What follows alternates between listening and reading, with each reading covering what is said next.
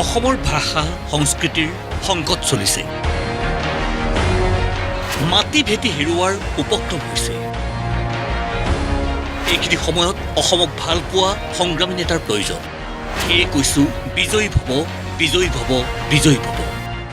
ভাষা সংস্কৃতি আৰু আমাৰ যি সম্পদ আছে, এই সম্পদখিনি যদি আমি ৰাখিব নোৱাৰোঁ, ভাষা সংস্কৃতি সমন্বিতে আমাৰ বিভিন্ন সম্পদ আছে। আমাৰ অৰ্থনৈতিক অৱস্থা ভাল কৰিবৰ কাৰণে যিমানবোৰ সম্পদ আছে, সেই আটাইবোৰ আমি এতিয়া বাহিৰৰ মানুহৰ হাতত এৰি দিছোঁ। আনকি আমাৰ মাটি বাৰী যে থাকিবগৈ অসমীয়া মানুহৰ হাতত, মোৰ সন্দেহ হয়। সেইকাৰণে আমি সকলোৱে যদি জোৰ পুৰি লগ লাগি কাম কৰোঁ, তেনেহ'লে বোধ কৰোঁ অসমৰ ভাগ্য নতুনকৈ সি মুকলি হ'ব আৰু উজ্জ্বল হৈ উঠিব। সেইকাৰণে মই কৈছোঁ যে বিজয়ী ভৱ, বিজয়ী ভৱ, বিজয়ী ভৱ।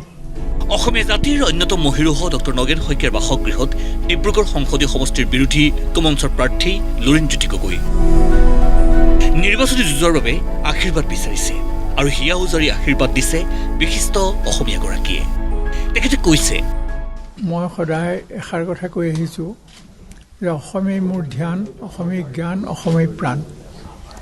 অসমৰ হকে যুঁজি অসমৰ হকে মৰো, এইটোৱেই হ'ল মোৰ নিজৰ ভিতৰৰ পৰা অহা, মোৰ নিজৰ কাৰণে হোৱা শ্লোগান।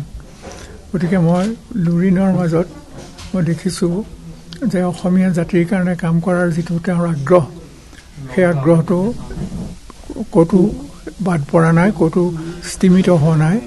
সমান জোৰেৰে সমান শক্তিৰ সৈতে তেওঁ প্ৰকাশ কৰিছে। অসমৰ স্বাৰ্থ ৰক্ষাৰ কাৰণে যি প্ৰাণপণে কাম কৰিব পাৰে, তেনেকুৱা ব্যক্তিকে লাগে। লুৰিণৰ মাজত সেই শক্তিটো আছে। গতিকে তেওঁ আহিছে, মই তেওঁক সেইকাৰণে সোমোৱাৰ লগে লগে কৈছে বিজয়ী ভৱ। অসমীয়া জাতিৰ সংকটকালত বলিষ্ঠভাৱে মাত দি অহা ডক্টৰ নগেন শইকীয়াৰ দৰে বৰেণ্য ব্যক্তিৰ শুভাশীষ শিৰত লৈ কথা দিছে লুৰিণজ্যোতি গগৈয়ে। স্বনামধন্য এগৰাকী ব্যক্তি, অসমত বিভিন্ন সময়ত সংকটৰ সময়ত আমাক বাট দেখুৱাইছে।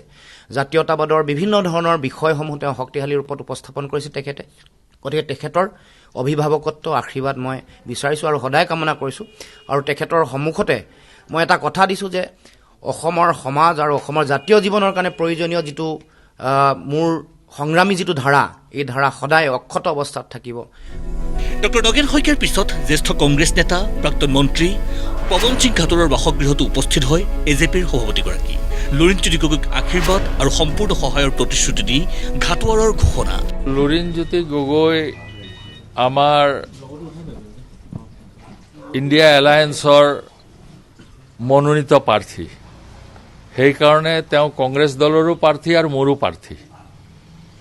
আৰু জ্যেষ্ঠজন হিচাপে তেওঁ মোৰ ওচৰলৈ আশীৰ্বাদ বিচাৰি আহিছে আৰু মোৰ ফালৰ পৰা মই সম্পূৰ্ণ আশীৰ্বাদ দিছোঁ। আৰু মই কৈছোঁ যে যিমান সম্ভৱ মোৰ ফালৰ পৰা হয়, তেওঁক এই ভোটৰ যুদ্ধত আগবঢ়াই লৈ যোৱাৰ কাৰণে সকলো প্ৰকাৰৰ সহায় সহযোগ আমাৰ ফালৰ পৰা, মোৰ ফালৰ পৰাও ব্যক্তিগতভাৱে আৰু আনুষ্ঠানিকভাৱে তেওঁ পাব। আকৰ্ষণীয় হৈ পৰিছে ডিব্ৰুগড়ৰ নিৰ্বাচনী প্ৰেক্ষাপট। আছুৰ প্ৰাক্তন সভাপতি বনাম প্ৰাক্তন সম্পাদকৰ যুঁজ। এই প্ৰেক্ষাপটত অহা 19 এপ্ৰিলৰ দিনা ডিব্ৰুগড় সমষ্টিৰ ৰাইজে বিচাৰ কৰিব কোন হ'ব তেখেতসকলৰ যোগ্য জনপ্ৰতিনিধি। ভিডিঅ' জাৰ্নেলিষ্ট সঞ্জীৱৰ সৈতে দেৱজিৎ চুতীয়াৰ ৰিপৰ্ট, প্ৰতিদিন টাইম।